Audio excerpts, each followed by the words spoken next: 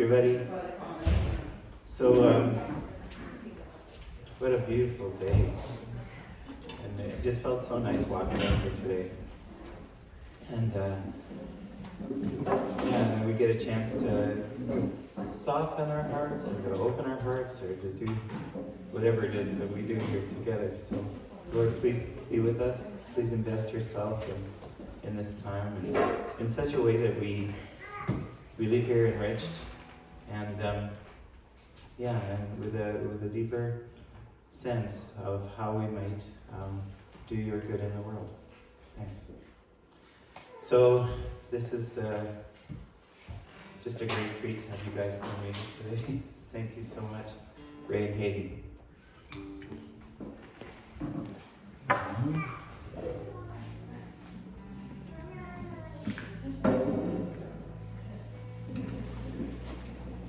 Good morning, everybody.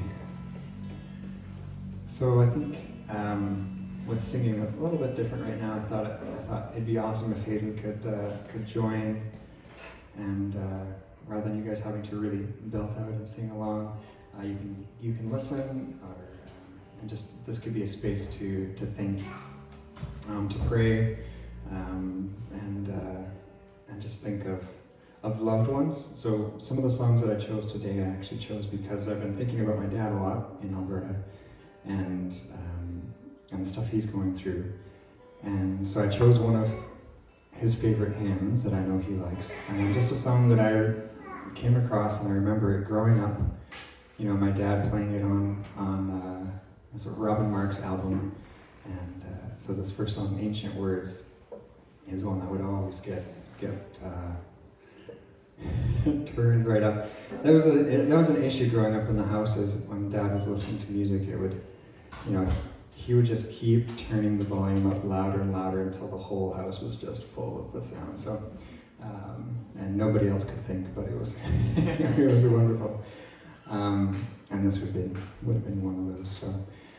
So I hope this time can be special to you. Maybe you know some of these songs, and you can connect to them, even if you don't. So this first one is "Ancient Words."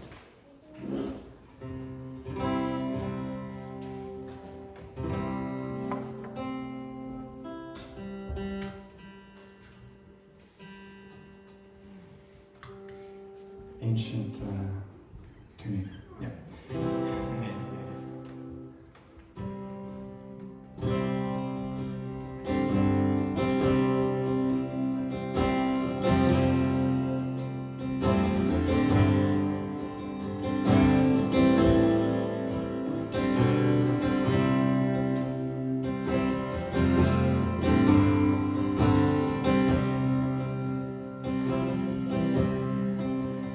Holy words long preserved for our walk in this world, they resound with God's own heart. Oh, let the ancient words impart words of life, words of hope. Give us strength, give us hope, in this world where'er we roam, the ancient words will guide us home. Ancient words ever true, changing me and changing you. Have come with open hearts.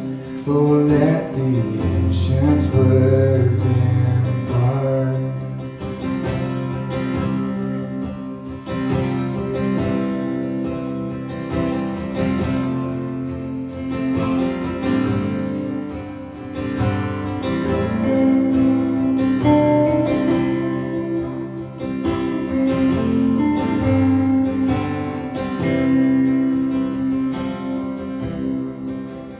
Holy words of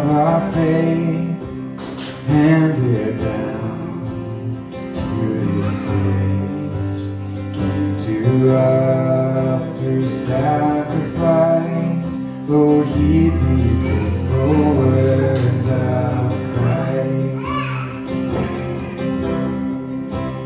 Holy words long preserved for our walk in this world. They resound with God's own heart. Oh, let the ancient words impart. Ancient words ever true, changing me and changing you. We have come with open hearts. Oh, let the ancient words impart. Ancient words ever true, changing me and changing you. We have come with open hearts. Oh, let the ancient words impart.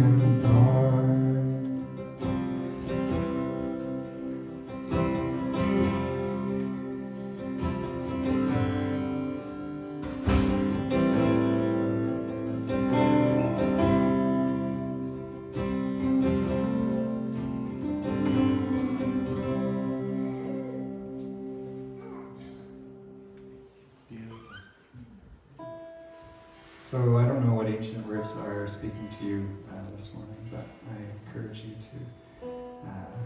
to lean into them and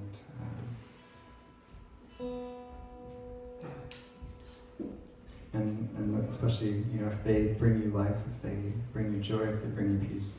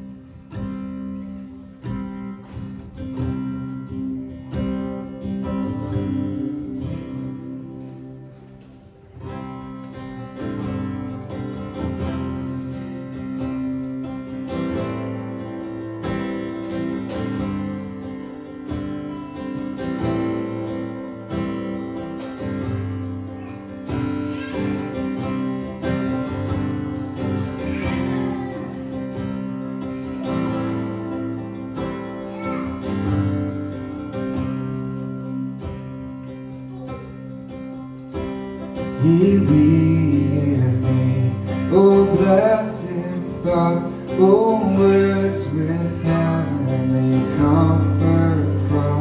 Whate'er I do, where'er I be, still 'tis God's hand that leadeth me.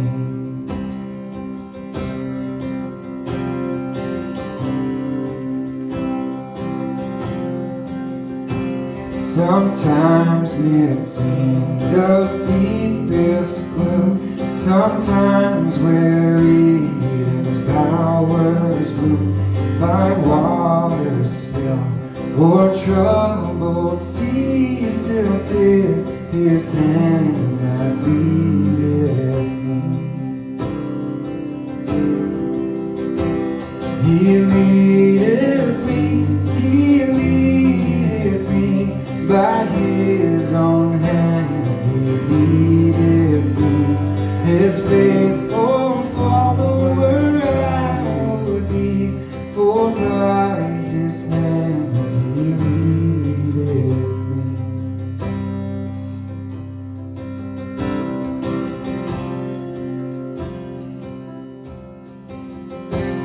Lord, I would clasp Thy hand in mine, nor ever murmur, nor repine, content whatever loss I see, 'tis Thy hand that leadeth me. And when my task on earth is done, when by the grace, the victory's won. In death's cold way, I will not flee, since God through joy leadeth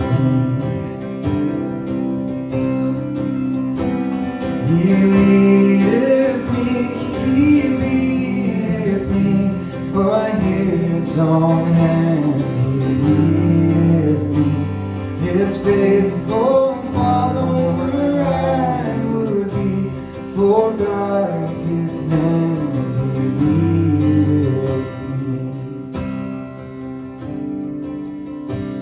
He leadeth me. He leadeth me, by His own hand He leadeth me. His faithful follower I would be, for by His hand He leadeth me.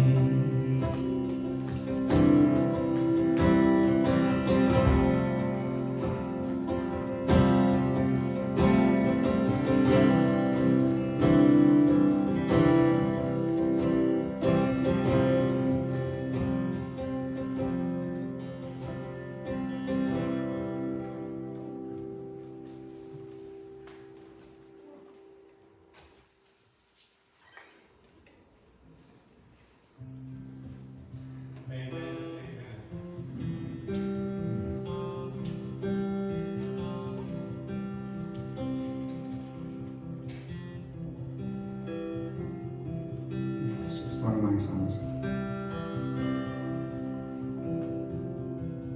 It's a song I wrote about loss and change, and I also connected to the verse about being a tree by the stream.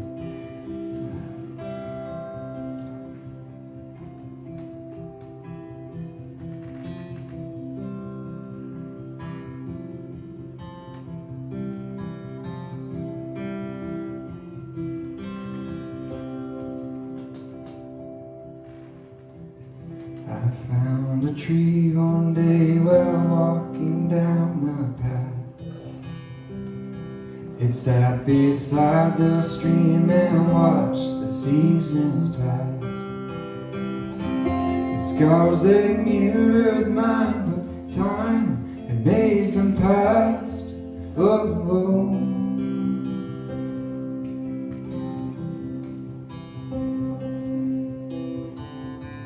Each fallen leaf, each broken limb had helped that old tree to grow.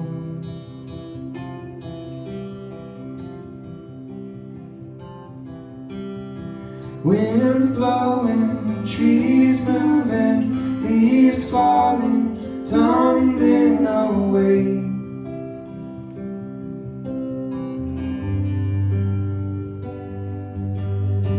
Each moving memory fading and leaving empty place.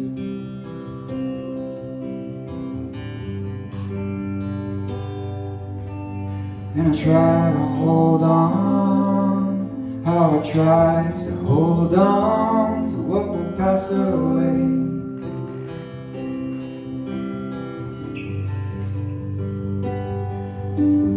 And the tree is shaking, and my heart is breaking. Some things aren't meant to stay, meant to stay.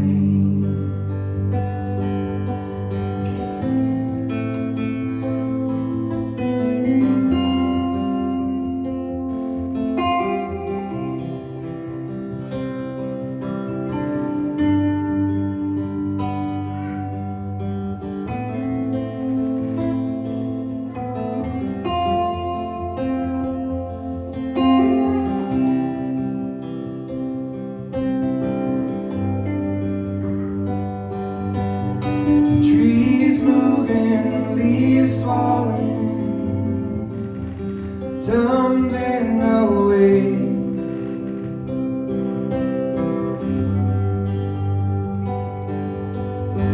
Each moving memories fade. waiting and leaving empty place.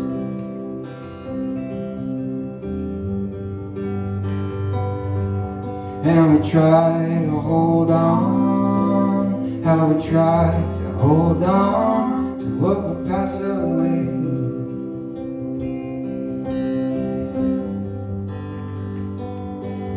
And the trees are shaking, and our hearts are breaking. Some things aren't meant to stay, meant to stay.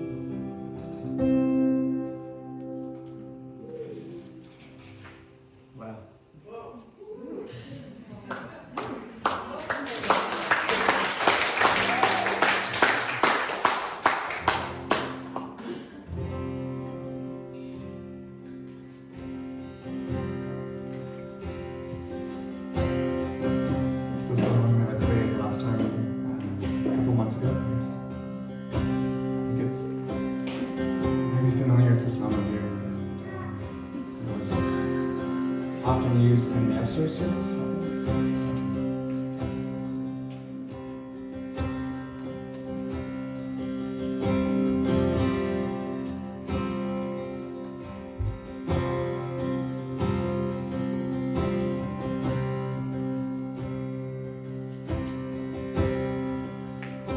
There is no fear in your love. There is no shame in your light.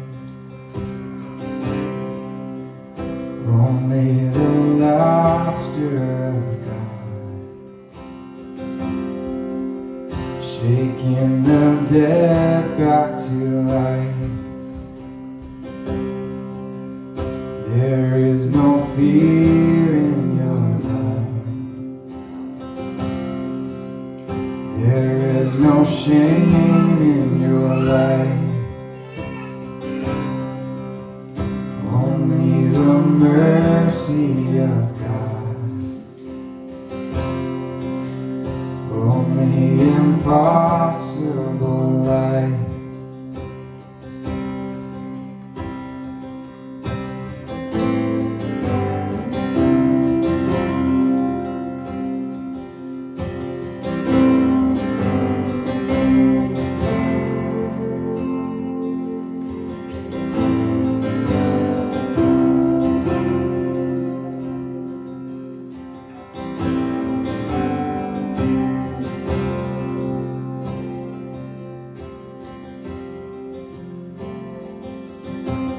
We wanna be where you are. We wanna feel your beating heart. And where you go, we will go too. We wanna be with you. There is no fear in your love. There is no shame in your life. Only the laughter of God, shaking the dead back to life. There is no fear in your life. There is no shame in your life. Only the mercy of God.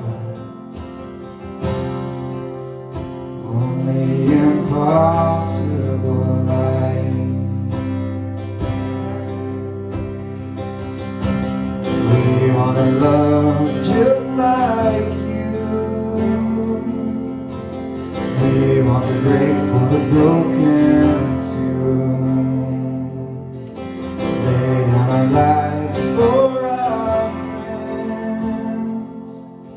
We want to be like you. There is no fear in your love.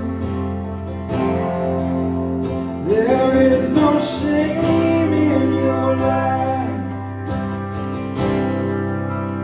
Only the laughter of God, shaking the dead back to life. There is no fear in your love. There is no shame in your life. Only the mercy of God. And only impossible life.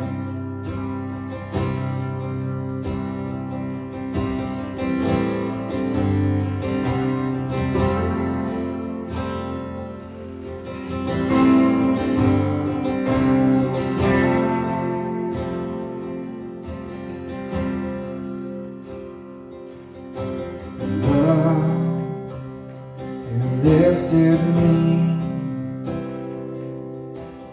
Love, you lifted me up when nothing, no one else could help.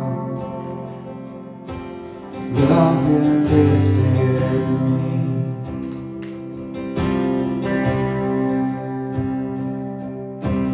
Love, you lifted me. Love, you lifted me up when nothing, no one else could help.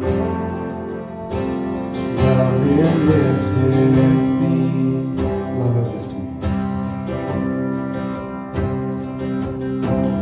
Love, you lifted me.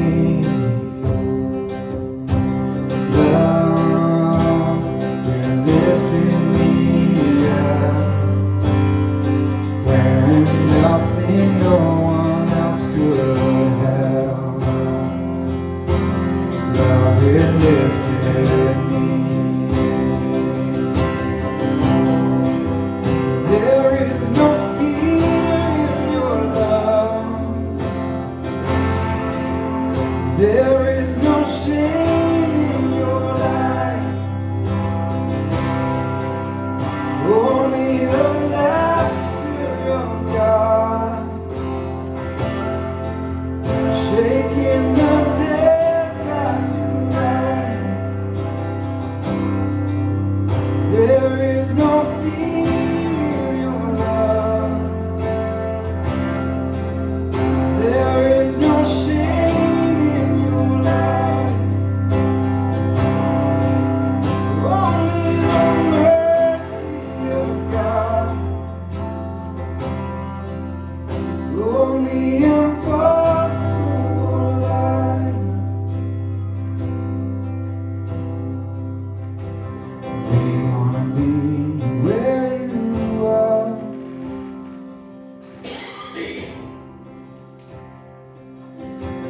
We wanna feel your beating heart.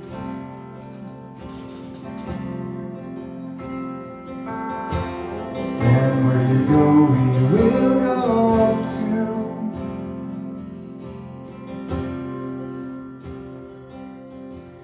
We wanna be with you.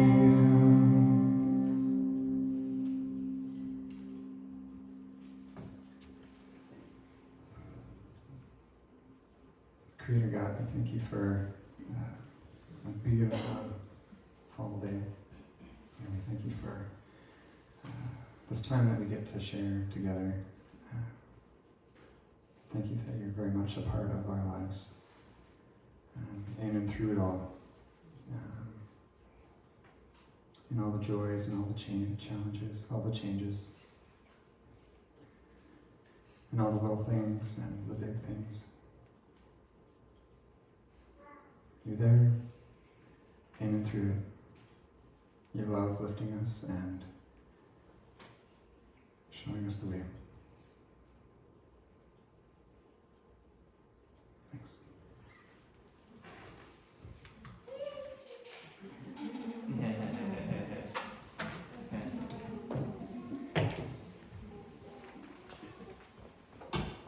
I don't think it could have been more beautiful.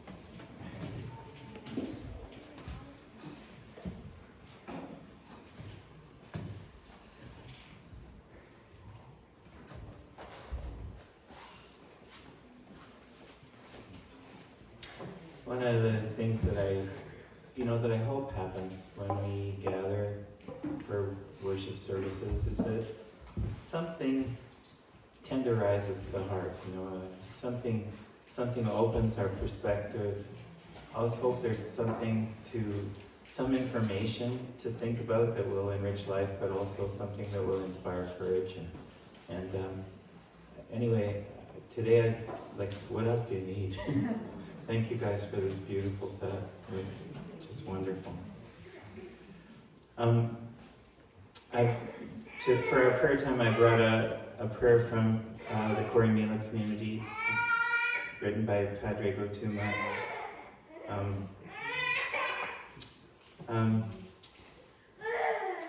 He says, why do you call me Lord, Lord, and not do what I tell you? He's quoting Luke 6. I'll show you what someone is like who comes to me, hears my words and acts on them. And then the prayer that follows is, Jesus, you praised work more than words, foundations more than fashion. May we find our foundation in the work of love, demanding, tiring, true and human and holy, because love is the only foundation worth building on. And I'll just read that part once more. So, Jesus, you praised work more than words, foundations more than fashion. May we find our foundation in the work of love, demanding, tiring, true and human and holy, because love is the only foundation worth building on.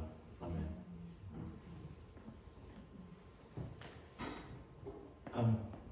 Anything in particular we should be remembering this morning? Yep, Shane? If we could pray for a quick, peaceful resolution to the labor dispute, that would be lovely. What a great idea. Yeah. For a quick, peaceful resolution to the labor dispute in New Brunswick. Okay, let's do that. Yeah. Good. Anything else? World peace? I don't mean that in a trivial way. Okay. I'm sure it's just amazing how, just before the service, Tom and I were laughing. It's like you say, how are you? And the answer is fine or something, but it's always so rich, not rich, it's always so complex. There's always so much good and so much complicated and sometimes even bad in everybody's life. So it's like this thing to be grateful for and this thing to be struggling with. So it's such a difficult thing to give a simple answer. It's always all of it. So, Lord, thanks so much for the chance to pray together. We do pray for a quick and a just resolution to the labor dispute in New Brunswick. We do pray for there's so many things in our systems of government that seem better than 150 years ago, and yet not all the way there. And we're just longing for more justice and for societies that reflect goodness and beauty and care for minimum wage workers. It seems like such a travesty that people could work for their whole for a whole week and not be able to live off that. And in some situations, I'm sure that's true. So it feels as though the great inequalities in our society have yet to be challenged, and we ask that they be brought to wise and good solutions. Please lead our governments. Please lead our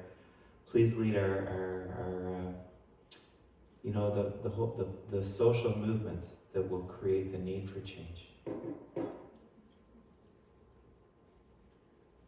And Lord, in each of our lives, with the joy, we just can't help but say thank you for the things we're grateful for. But we also are so often struggling in one way or another, and we ask for your help, for better perspectives about our own turnings. So please be with us. Amen. All right. So kind of a different sermon today. How many times have I said that in my life? I've been doing a lot of work at school on various people in church history, and every once in a while, what I'm working on just seems so rich that I think that I should probably share it. So that's what I thought this week. I spent the whole last couple of weeks, or especially this week, just reviewing ideas from Dietrich Bonhoeffer's life. And I thought what I'd do is just kind of show you the preparations that I've made for a video that I'll make for my course. But I really want to focus on two things that I think are really beautiful. And yeah, we're hoping you can get it there. Not that. We want to do that. You can do it. You can do it, Bill. I know you can do it. You'd like to. Woohoo! Get it closer. Yeah, it's closer. Look at that. Going well. Reminds me of Aesop's fables. The tortoise and the hare. Yay! Look at that. So those are three pictures of Dietrich Bonhoeffer as a younger man and as a student later in life. What do you know about Dietrich Bonhoeffer already? German, yeah. Struggled against the Nazis, yeah. What else do you? Pastor, yeah. Teacher, yeah. Yeah, see. Well, say that was the last one? Executed, that's true, yeah. Executed. For his part in a plot to assassinate Adolf Hitler. Yeah. So some people have wondered about him. Is he a political martyr or is he a Christian martyr? Is he a religious martyr or is he a political martyr? That's been a question that sort of followed along after his life. Because he's a pastor who is actually a pacifist, but he made this hard decision to be involved in a plot to assassinate Adolf Hitler. And ultimately he paid for that with his life. Yeah. Anything else we know about him? He wrote from prison. He wrote Letters and Papers from Prison. That's actually a book that's been compiled. He wrote a lot of letters and papers from prison with some very controversial ideas. In fact, his ideas are the things that he says in these letters have been used by almost every group that's followed along after him. He died in 1945, but every group that grew up since has tried to use his ideas and say, see, this is what Bonhoeffer was talking about. When he used terms that were so controversial like religionless Christianity or a world come of age. So what did he mean by those terms? That's a great question. Okay, Bill, take it up. I'll just show you, this is, for all these videos I create timelines, and what I do is I find a basic one somewhere on the internet or in a book that I have, and then I do a lot of reading, and then I add all the ideas that I can find into the timeline, so I kind of enrich it. And so he was born in 1906, and he was a twin. His sister's name was Sabine, and his dad was a psychiatrist. He was actually the first teaching psychiatrist at the University of Berlin, and so it was kind of a well-off family. They were a bit well-to-do. They were well thought of. They had friends in the highest places in Germany, and I think that plays into the story ultimately. He gets his doctorate, summa cum laude, so highest honors when he's just 21 years old. So people think he's a very promising young theologian. From the age of 14, he knew he wanted to be a theologian, and he wasn't from a particularly religious family. So it was and his father was really disappointed that he wanted to do this, but he was so drawn to theology and ideas in theology. So by 21, he's already got his doctorate. In 1928, he goes to Spain for a year. He's as a curate in a church. He's sent there, and he falls. It's just another strange thing for a guy who will be a pacifist. Falls in love with bullfighting.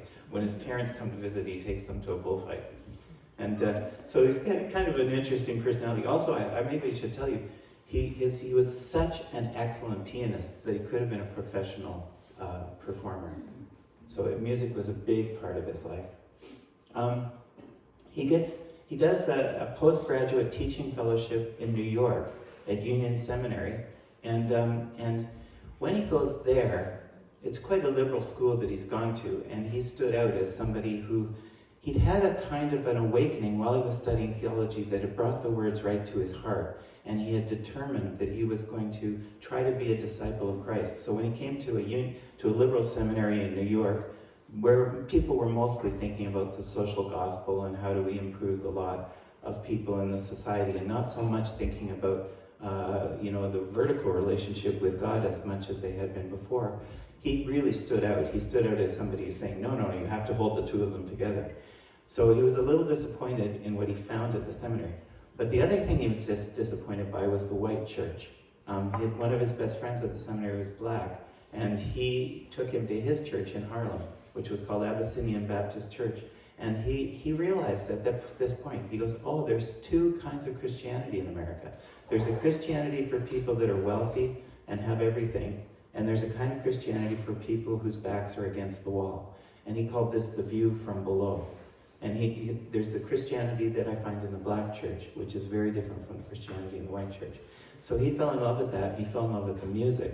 And when he goes back to Germany, he brings songs like Swing Low, Sweet Chariot, long before anybody else in Europe was singing these things. He just loved them. So all of his friends all started singing them. He becomes a lecturer in theology at Berlin University and a chaplain at another school. And he becomes the International Youth Secretary for the group that will become the World Council of Churches. And already, the Nazis are beginning to grow strong, and it looks like there's going to be a big push towards war. And when he gets a chance to speak at the ecumenical conferences, he challenges everybody to work towards peace and to stand against the Nazis, because he can see that there's a real evil that's brewing. And in 1933, maybe push on again. You did it. Oh. Yeah. In 1933, Bonhoeffer starts to give a radio talk entitled Changes in the Concept of the Leader Principle. See the date? It's February the 1st, 1933. It's 2 days after January 30th. That's when Hitler became the Reich Chancellor. So Hitler came to official power January 30th, 1933. 2 days later, Bonhoeffer gives a radio talk in which he says that the powers of Antichrist have just taken over our country. And he said that what will happen is that the German people will fall into an idolatrous cult of the Führer. And he says that, it's really an anti-leader, an idolatrous cult of an anti-leader. And the radio talk is cut short. Nobody knows who cut it short, but somehow it's like 8 minutes into the talk, it was cut off.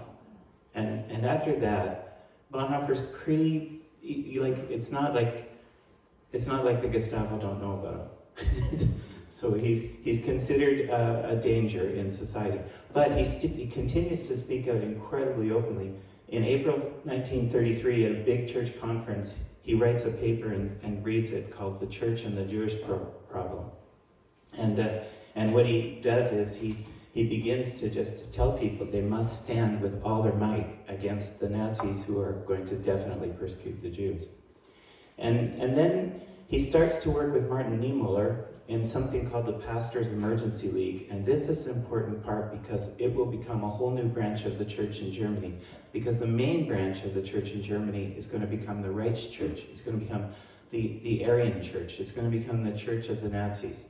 And in fact, they will have an Aryan clause that they will put in all the doctrinal statements of the churches, saying that everything Jewish must be done away with, that no Jewish person can have anything to do with leading a church, and that even the Old Testament needs to go because it's too Jewish. So this is going to go, and that the Aryan people are the supreme people, and they need to lead the world. So this is written into the doctrinal statement of the main church. The main church is going to accept that. But another group is going to grow up called the Confessing Church, and it's going to be led by Martin Niemöller. Its main theologians will be Dietrich Bonhoeffer and Karl Barth. And they will prepare something called the Barmen Declaration, and in it they repudiate the Aryan clause.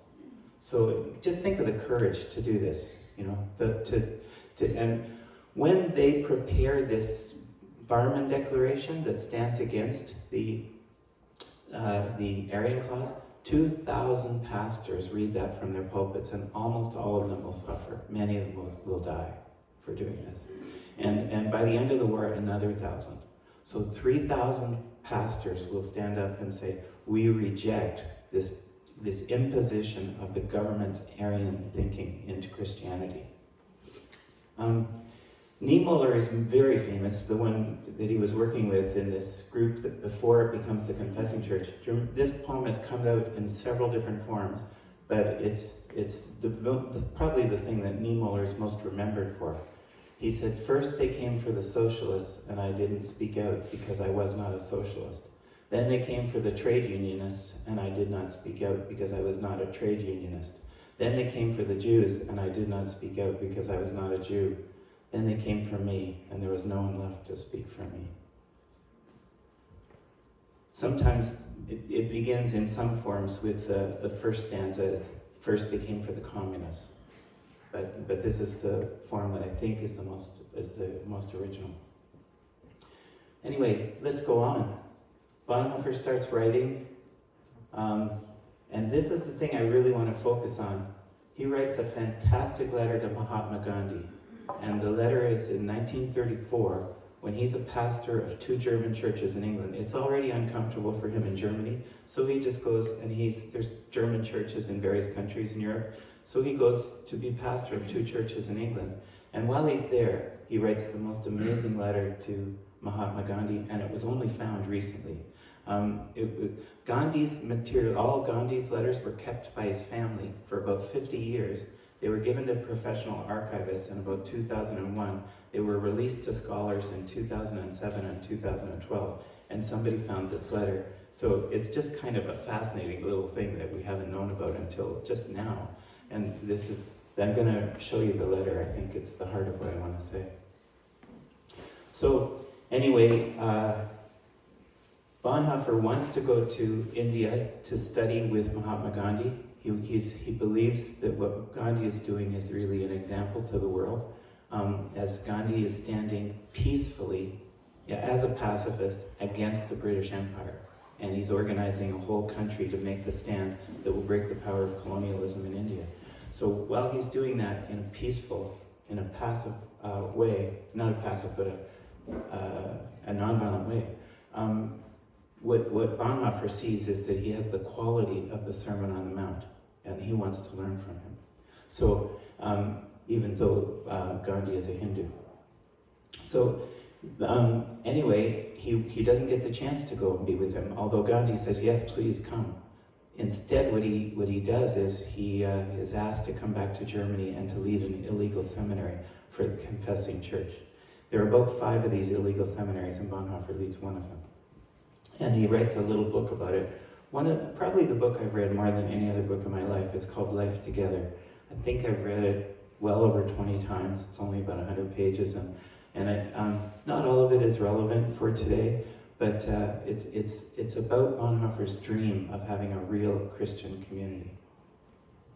And okay, so the seminary starts in 18 April 26, 1935, that's when the seminary starts. It's going to be closed by the Gestapo in 1937, and let's go on here. Most of the students are going to be arrested, imprisoned, and put in concentration camps. Yeah. In September 30th, 1938, Hitler and Neville Chamberlain, who's Prime Minister in England, sign a peace agreement in Europe. And Neville Chamberlain is remembered in history for not doing enough about the evil that was growing. So November 9th and 10th, I've already talked this year a little bit about Kristallnacht and about the night of broken glass and, the 7,000 to 7,500 Jewish businesses that are destroyed, the 30 to 35,000 Jewish men that are put in concentration camps in response to the killing of a German diplomat in France. And anyway, I've described that in the past. So that's November 9th, 10th, 1938. In 1939, Bonhoeffer starts to visit international church leaders, and let's go on just a little bit. And then he gets an invitation to leave for New York. So the war's already begun. Reinhold Niebuhr is the greatest theologian in America, and at the time were the most famous, and he asks Bonhoeffer to come back and teach.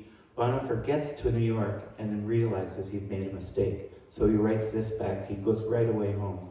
He says, I've come to the conclusion that I've made a mistake in coming to America. I must live through this difficult period of our national history with the Christian people of Germany. I'll have no right to participate in the reconstruction of Christian life in Germany after the war if I don't share the trials of this time with my people. So this is really, a courageous choice because he's not well appreciated by the authorities and the powers. He's been, out of the country. He's been, and then he's been leading an illegal seminary. Probably he's not arrested because he's from such a really well-placed family. They're sort of the upper crust of society.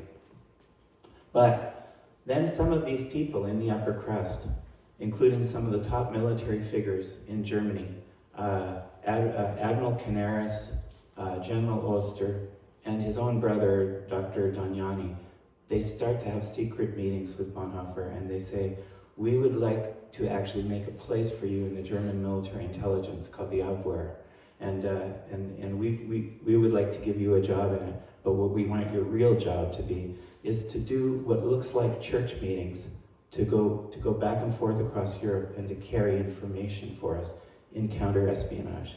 We want you to become a spy. And we want you to do this because we are desperate to take Hitler out of the picture. And we want the Allies to be working with us to do this because we're so afraid somebody worse will get in. If we just take out the evil person at the top, somebody worse might actually take over. So what we want to do is to have a stream of information. So we want you to look like a church person, but we want you to be really meeting with church leaders who can give messages to their governments. So Bonhoeffer, this is how he takes part in the plot to assassinate Hitler. He doesn't put the bomb in the room, he doesn't do anything like that. It's that he carries information as a spy. So this makes sense because these two famous things that he said, one is he says, if a drunken, and then remember we're talking about a pacifist here who wants to be with Mahatma Gandhi in India, but he says this, at one point he had said this, if a drunken driver is at the wheel, it's not just the minister's job to comfort the relations of those he has killed, but if possible, to seize the steering wheel. Isn't that a kind of a provocative thought? Like, it's not just my job to comfort. If there's any chance, I've got to try and seize the steering wheel. Or another way to say it is, if a madman is driving a car in a playground full of children, I guess I will do whatever it takes to stop the madman. And then another one, he had already said this 10 years before in this talk, but just as the Nazis were coming to power, and just after they had, he said this, we are not to simply bandage the wounds of victims beneath the wheels of injustice, we are to drive a spoke into the wheel itself. So very, very challenging thoughts. And so this is why people are not sure whether he's a religious, he's a heart and soul pastor. Everything he cares about is to love God and to do God's will. But on the other hand, he's involved in worldly actions. I'll tell you this. They start to name streets for him after, and for other heroes from the war, after the war in Germany. And there were people that were offended that they were naming streets after him because of this question: is he a religious martyr or a political martyr? And some people wrote to his father and said, could you please ask the town council not to let your son's name stand for having a street named after him, because he was a political martyr, not a religious martyr, like our other Christian martyrs. So, and the father said, no, I won't do that. And I thought he said it with admirable restraint. I think he could have said it with a lot more anger, you know. So anyway, the big thing that happens is July 20th. That's when the briefcase is put beside Hitler's desk in the meeting. It's meant to blow up and kill Hitler, but it fails. Hitler gets up at the wrong moment, walks to the other side of the room. So that once it fails, from that point on, Bonhoeffer, some of the top generals in Germany, their fate is sealed, and they begin to realize it. Bonhoeffer's already been in prison since April the 5th, 1943, so he'll spend almost exactly 2 years in prison. And during that 2 years, and unfortunately, it came just 3 months after he became engaged. So his relationship with his wife is just through letters. Or his relationship with his fiancée is just through letters. He's moved, most of the time he's at a prison called Tegel Prison, but the last half year he's moved to various concentration camps. He's going to be executed, court-martialed and executed at Flossenburg concentration camp. He's going to be hanged. And this will happen with all of the other people that were in the plot. So Admiral Canaris, General Oster, his own brother-in-law, Hans van Doniani, they're all going to be killed on that night, in the morning actually, April 9th, 1945. There's a very heroic, there's a doctor who witnessed it who said his was the most heroic death he'd ever seen. However, that doctor was on trial, and some people think that it's really just a lie, because probably all these people were tortured. It was Hitler's special concern that they all be killed.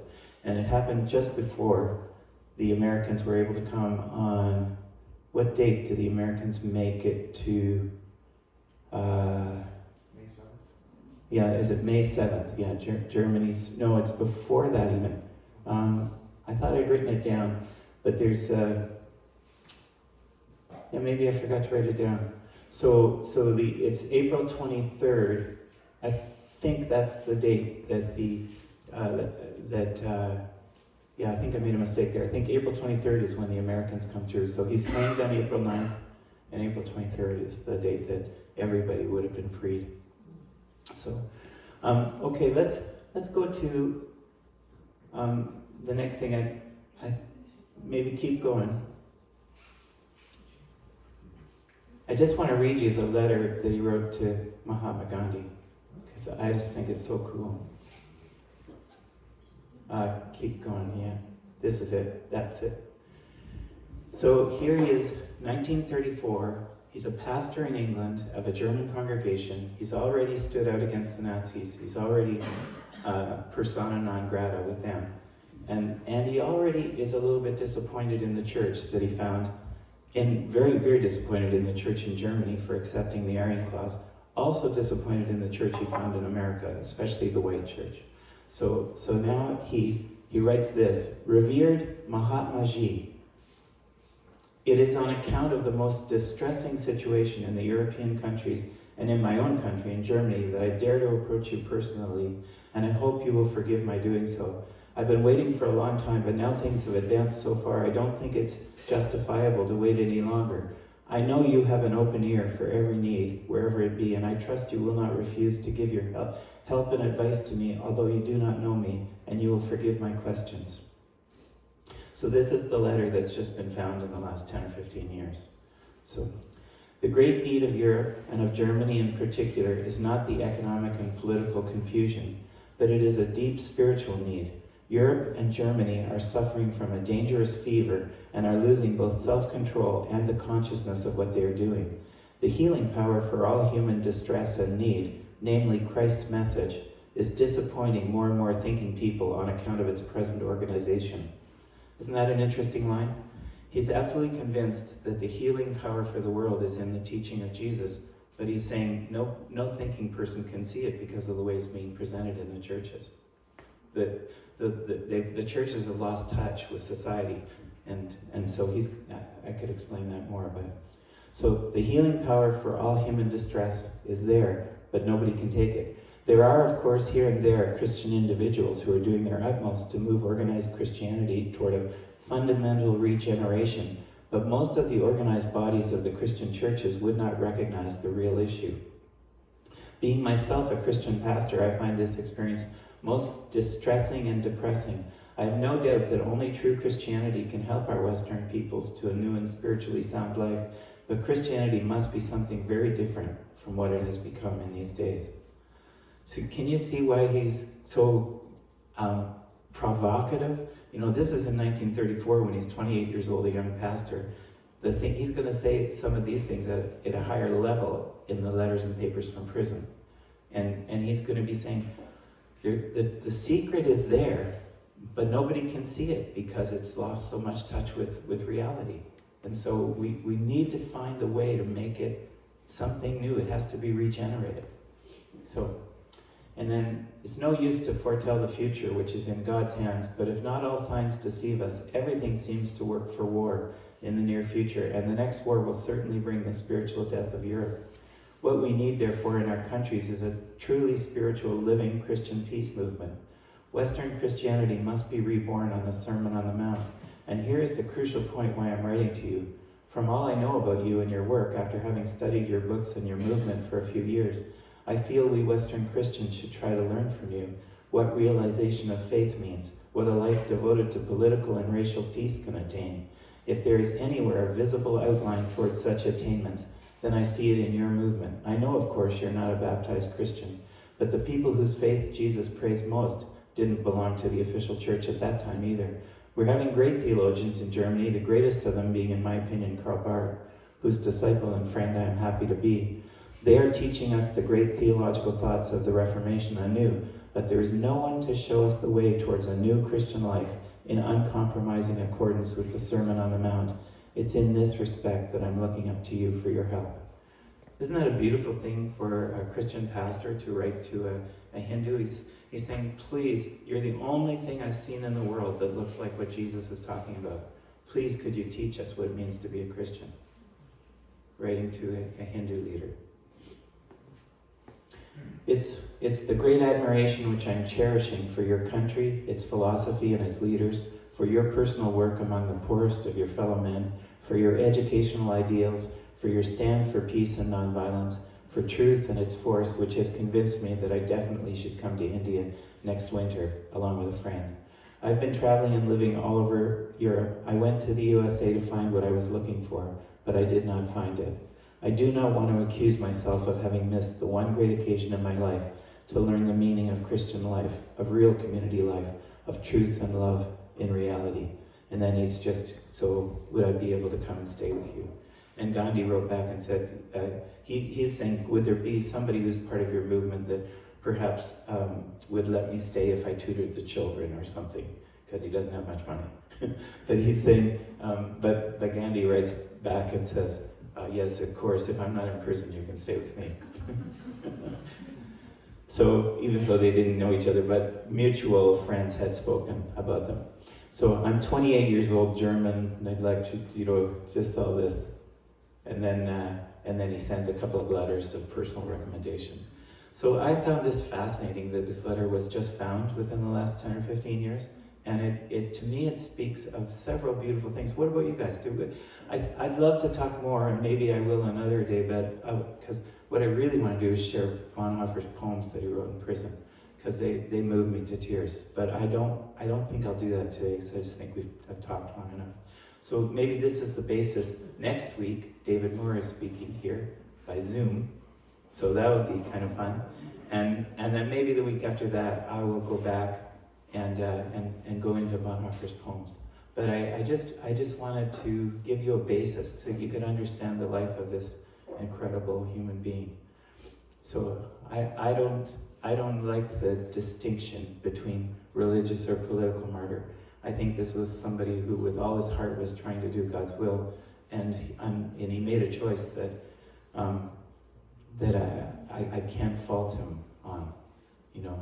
So I think it was a courageous choice, and I think he did it because he loved God, not because he was something separated from a religion that doesn't touch the world. So, I loved having this signature at the bottom too. Do you feel that sometimes when you touch something in history, or you go past the house where somebody lived, or does it mean something to you? When I found this letter and I found that his signature was there, I wanted to keep it there in my document. Okay, any thoughts stirring in you? What do you guys get from this?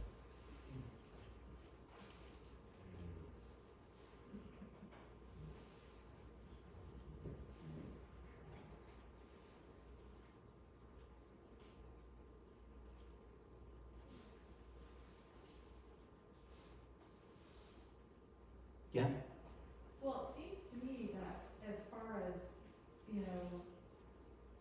religion in the world that actually amounts to something, the whole Christian tradition has lacked very much in justice. It seems like that's been a pedal that hasn't been pushed on nearly enough, a lot of, for a whole big season. So you understand why he wants to write to Mahatma Gandhi to learn about Christianity, because he's somebody who's living. Gandhi was very, very open about the fact that he read the Sermon on the Mount continually. He's the one who said, "I would be a Christian if I could see Christians living this." Yeah. So he's basing a lot of his work on Jesus, even though he is a Hindu, and he's doing that very openly. But to have a Christian pastor recognize this and go, "You're the one that we must learn from. Please teach us what Christianity is, even though you're not a Christian." I think that's kind of fascinating. Yeah. It speaks to me of humility. It speaks of humility? Yeah. It's very meaningful and says a lot in itself. I think so too. I think it's a beautiful, humble posture. He just wants to learn. He wants to be transformed. He wants to become the best he can be, and he will learn from wherever he can. Beautiful. Yeah, Pete? Changing the subject, can we say the Lord's Prayer before we leave? Okay, absolutely we can do that. Changing the subject, can we say the Lord's Prayer before we leave? Yeah, that's what we could do tonight. Yeah. Lorna? This isn't a reflection so much, it's just a question. Do we have Gandhi's letter back as well? In my head, I think I'm virtually positive that does exist too, but I've got one little bit of doubt about it, so I didn't concentrate on it in my preparation. Yeah. Julie? I really liked just how relatable that letter was, because when I think about Dietrich Bonhoeffer, it's this very impressive and spiritual head person, but then he's writing this letter and he doesn't have a lot of money, which I can relate to, saying can I stay with you, right? And just that humanity of that, as it just felt very relatable, I guess, which is just something. Yeah, it's nice to actually read somebody's letters, because someone gets presented to us as a great person in history, Yeah. but actually you can see the humanness in it. Yeah. Yeah, Wilma? I'm impressed by the fact that he's only 28 at this point. He's only 28 when Most people don't get here their whole life. most people don't get where? Here, Where he is? Yeah. It takes a lifetime to get this wise, and yeah, almost everybody I think all but one brother were killed because they took a stand in one way or another against Hitler. Yeah. It makes me a little bit proud of humanity, that it's not just one big broad stroke. It's not like all Germans thought this way, yeah. Or all Germans got sucked in, or something like that.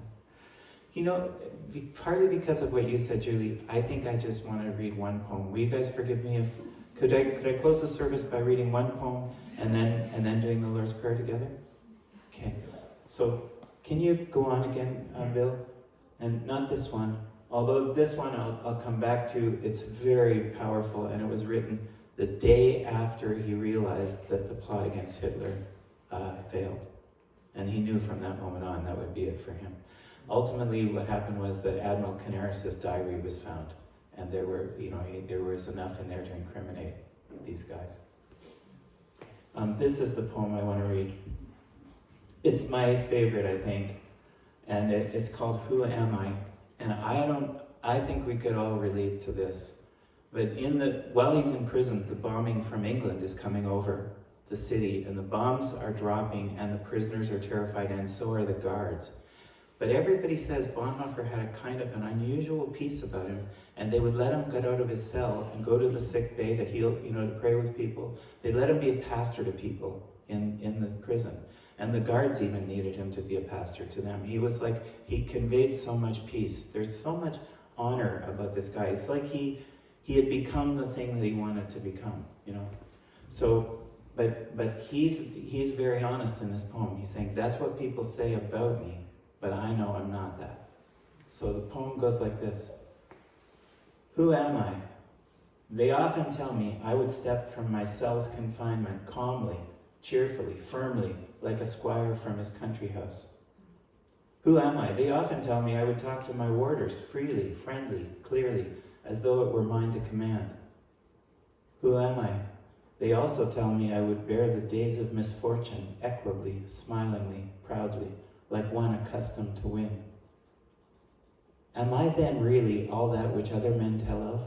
Or am I only what I know of myself, restless and longing and sick, like a bird in a cage, struggling for breath, as though hands were compressing my throat, yearning for colors, for flowers, for the voices of birds, thirsting for words of kindness, for neighborliness, tossing in expectation of great events, powerlessly trembling for friends at an infinite distance, weary and empty at praying, at thinking, at making, faint, and ready to say farewell to it all.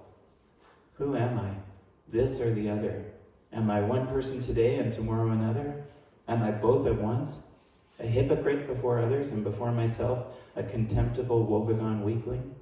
Or is something within me still like a beaten army, fleeing in disorder from victory already achieved? Who am I? They mock me, these lonely questions of mine. Whoever I am, thou knowest, O God, I am thine. Can you relate? Sometimes people say, oh, you're so good at this, or you seem so strong in this, and you're thinking, what? Yeah.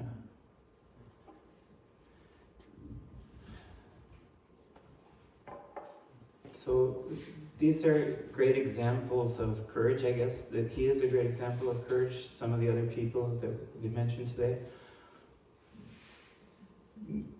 I think it's right and appropriate to honor them and to remember, St. Francis for love, all the different people for the wise things and beautiful things that they do. Teresa of Avila for prayer, Therese de Lisieux for simple joy and security in a relationship with God. There's so much to learn from the people that have gone before. And so maybe that's what we should keep in mind when we say the Lord's Prayer. Mahatma Gandhi for actually building the Sermon on the Mount community. Our Father, who art in heaven, hallowed be thy name. Thy kingdom come, on earth as it is in heaven. Give us this day our daily bread, and forgive us our trespasses, as we forgive those who trespass against us. And lead us not into temptation, but deliver us from evil. For thine is the kingdom, the power, and the glory, forever and ever. Amen.